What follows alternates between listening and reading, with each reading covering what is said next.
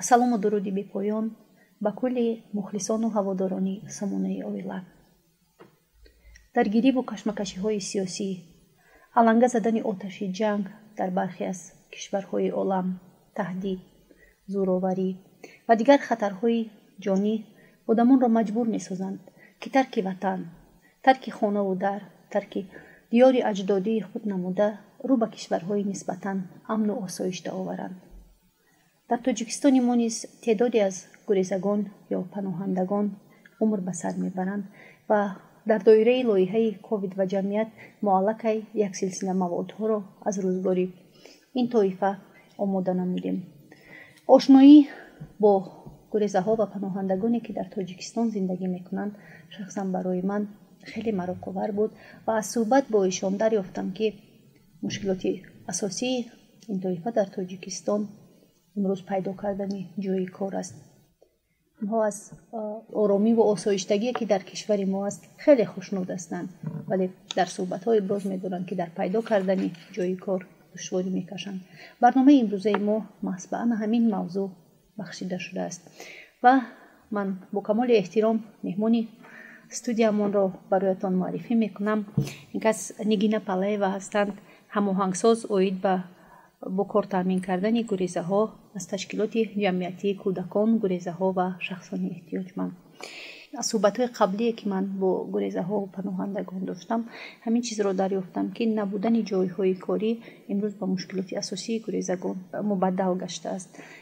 аксарияти онҳо мегӯянд, ки мо аз он ки ба тоҷикистон омадем бисёр шод ҳастем, мамнун ҳастем, бисёр инҷо кишвари орому осоишта аст, касе ба мо таҳдид намекунад, ягон намуди табъиз вуҷуд надорад, вале дар пайдо кардани ҷойи кор душворӣ мекашем. ин шикоятҳо то куҷо асос доранд?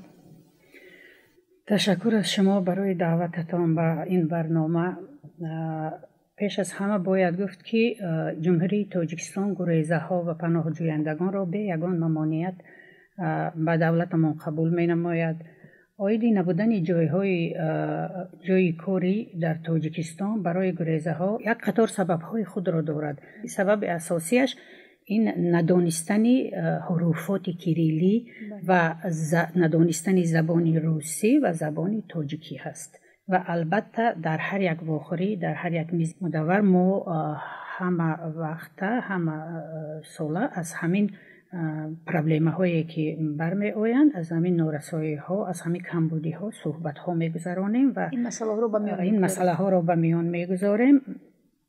албатта ҳаст мақомоти ҳифзи ҳуқуқ ва хизматчиёни давлатие ки талаботи махсуси худашонро доранд ва фақат дар ин вазифаҳо шаҳрвандони ҷумҳурии Тоҷикистон ба кор қабул карда мешаванд. дар фабрика ва заводҳо ягон мамонияте нест барои дохил шудан.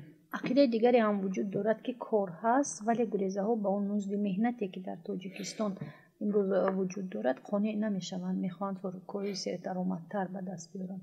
ин ақида то куҷо ҳақиқат дорад? бале, ин ҳақиқат аст. ин ҳақиқат аст. солҳои тӯлонӣ мо бо як қатор заводу фабрикаҳо, яъне ки шартнома бастагӣ, шартнома дорем ва гурезаҳое ки ба мо муроҷиат мекунанд барои дарёфти ҷойи кор, мо равона мекунем. мутаассифона бо сабабҳои кам будани музди меҳнат аввал кор ба мераванд ва то ба охир кор намекунанд. бисёр нафарон як бора мо ба ҳамин фабрика ва заводҳо то 80 то 100 нафар гурезара як бора мо равон кардем, ҷалб кардем ба кор, лекин 4 кас 5 касаш мондагӣ ки кор мекунанд, дигарҳо ҳама бас карданд кора. ҷойҳои корӣ бисёртар дар ҳудуди шаҳри Душанбе ҳаст мебошад, аммо гурезагон наметавонанд ки бо қарори 325 дар ҳудуди шаҳр зиндагӣ кунанд. аммо вале иҷозати кор доранд. барои ҳамин музди меҳнат барои раҳкиро ва иҷорапулӣ ба гурезагон бисёр хароҷоташон аз музди моҳонаашон зиёдтар аст. ҳамин сабаб асосаш ҳамин сабаб аст. гуфта метавонед, ки гурезаҳои сокини Тоҷикистон имрӯз бештар дар кадом соҳаҳо онҳое ки кор мекунанд фаъолият доранд?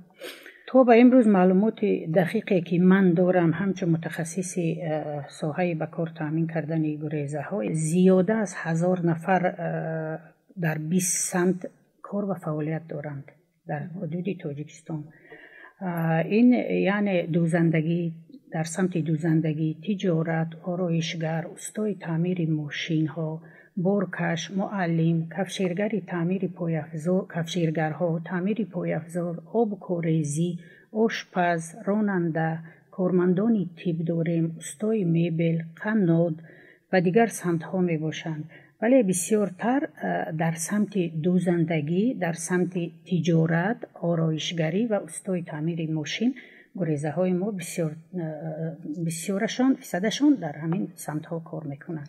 من علاقه با تعدادی 10-15 نفر از گریزه ها و پناهندگان صحبت داشتم، موضوع ها آموده کردیم از روزگاری اونها و در جریان همین صحبت ها بعضی از گریزه ها میگفتند کارفرمایان از به کار گرفتن ما میترسند. این حالت ها از سبب آن سر میزند که بعضی از کارفرمایان اطلاعات کامل اوید به حقوق گریزه ها را کامل ندارند، بعضی حقوقی آنها را با شهروندان خارجی برابر میکنند. یعنی سببش میشه فرق نمیکنند شهروند خارجی را بسیارش فرق نمیکنند. برای همین انا خیلی سر میزند همین خیلی ویها. از همین خاطر میترسند که همچون شهروند خارجی وقتی به کار میگیرند مشکلات سر میزند. بعد اندازبندی اش هم 2 برابر میشد. برای همین برای گریزه ها این بسیار مشکل میبیارد. یکی از شرط های اساسی پیدا کردن کار در جامعه معاصر امروز در سرتاسر دنیا این رقابت پذیر بودن در بازار مهنت است.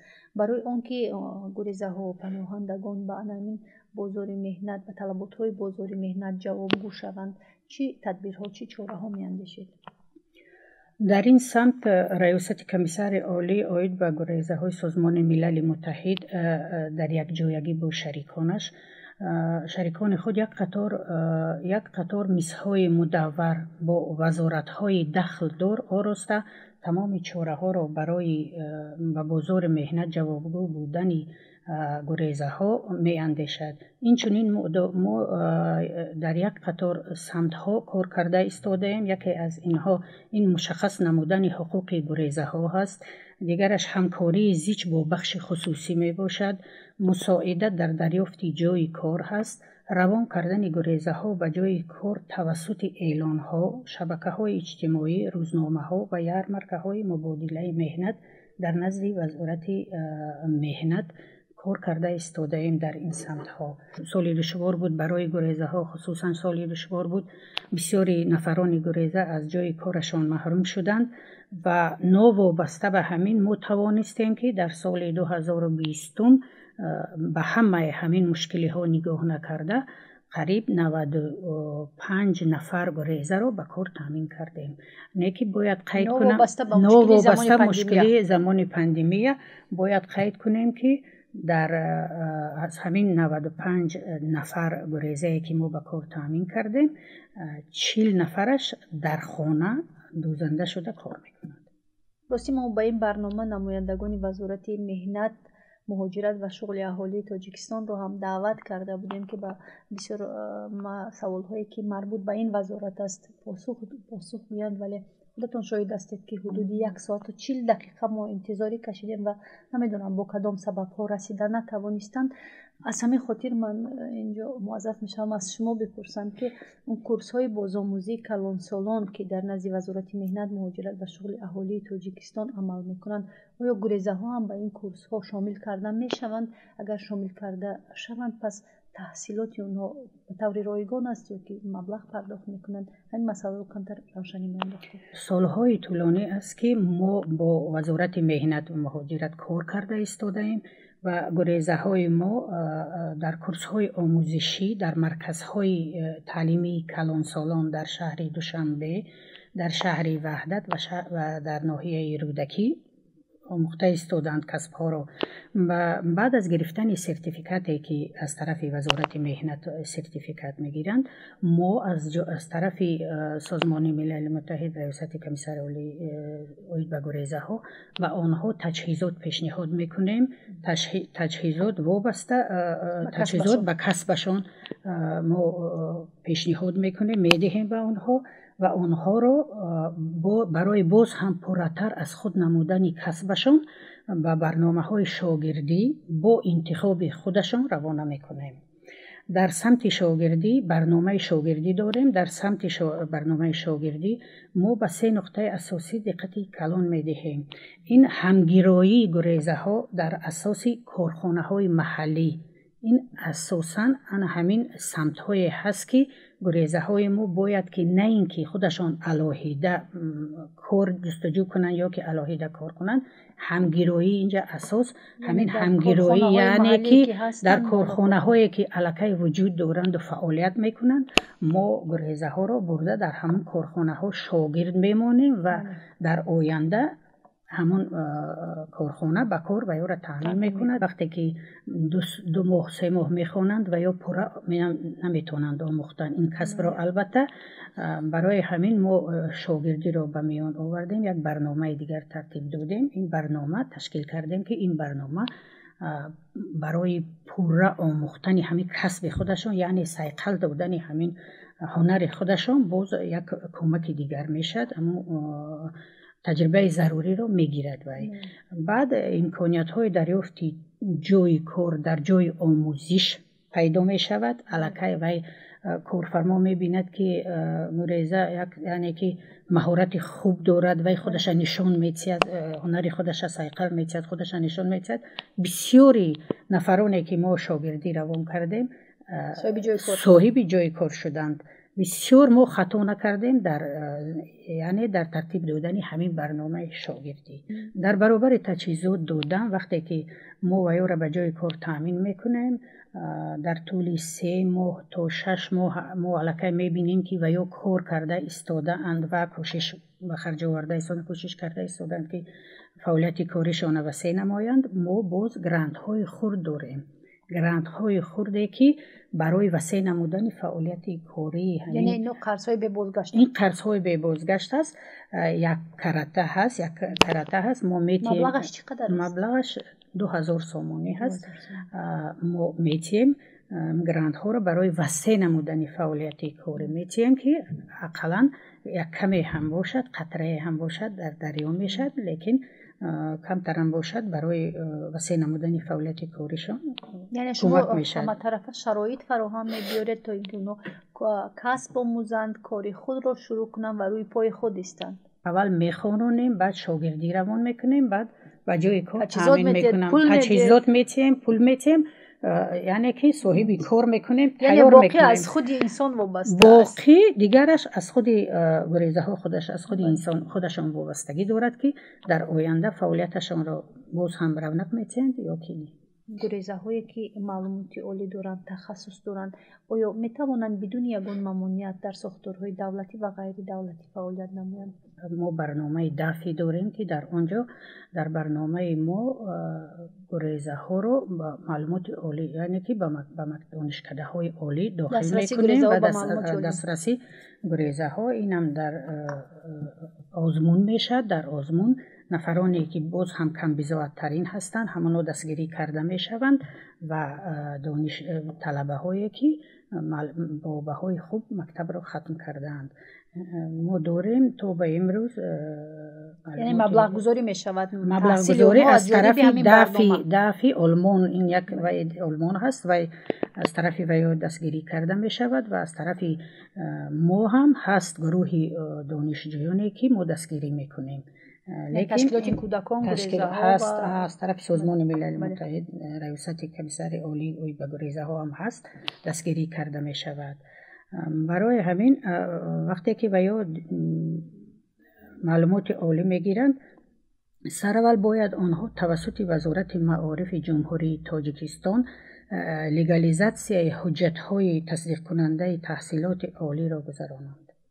پیش از همه نفرانی که در تاجیکستان ختم میکنند، نه نفرانی که الکی با معلومات عالی با دیپلم ها می آیند، این ویا به دخل دارد.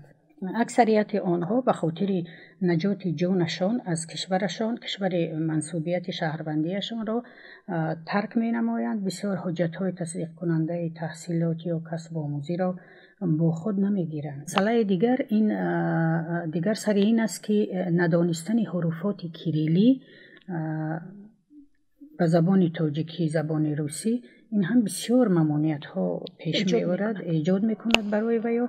برای همین ما تصمیم گرفتیم که در شهر وحدت و شهر دوشنبه کورس های زبان روسی رو برای و حروفات کیریلی رو برای گریزگان نه اینکه تا سن 18 و برای کلانسالان هم کشودیم.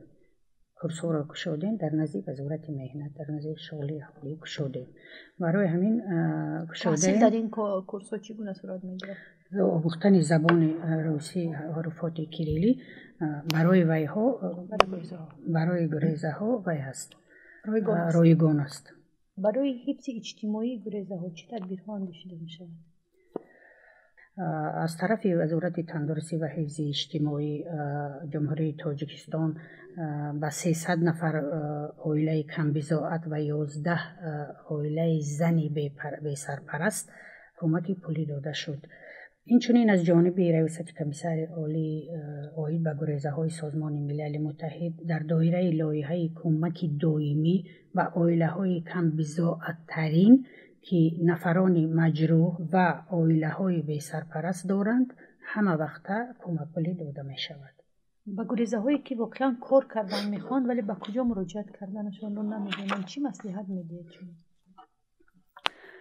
خوشبختانه زیاده از 6 سال می شود که همین در نزد تشکیلات جمعیتی کودکان مهاجران و شهروندان احتیاجمند وکانسی هماهنگساز عاید به کار تامین کردن گریزه ها تشکیل کرده شده است. برای آسان نمودن مشکل گریزه ها از آموزشی به شاگردی، از شاگردی به دریافت جای کار مساعدت میکنیم. برای به کار آماده کردن البته سهم به اندازه ریاست کمیسر عالی عاید به گریزه های سازمان ملل متحد با تشکیلات ما سهم به اندازه دارد، برای که ما تیار میکنیم البته با کمک وزارت مهنت ما آنها را به بازار مهنت آماده میکنیم و آنها البته با یک دلی پر میتوانند که بر کدام کارخانه که باشد روند کار کنند.